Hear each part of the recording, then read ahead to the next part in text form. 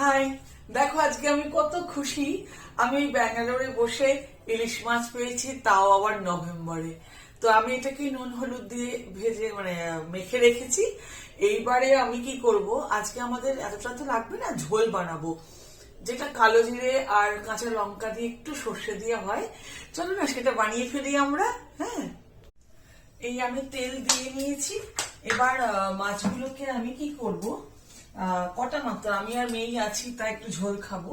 একটু দেখো গরম হয়ে গেছে, আমি 2 পিস মাছ নিয়ে নিচ্ছি। বড় 3 পিসই নিলাম, কারণ আমার মেয়ে ভালোবাসে, তাই আমার 1 পিসেই হয়ে যায়। তো আমি এই ছোট্ট এই 3 পিস মাছের এই ঝোল বানাবো। তার জন্য একটু কি করেছি দেখো, একটুখানি হলুদ, লঙ্কার গুঁড়ো আর কয়েকটা কাঁচা লঙ্কা আর সর্ষে নিয়ে আমি একটু ব্লেন্ড করে নেবো। এতে একটু দই দিলেও পারো, খুব ভালো লাগবে। আর মাছটা ভাজা হয়ে গেলেই আমি একটু কালো জিরে ফোড়ন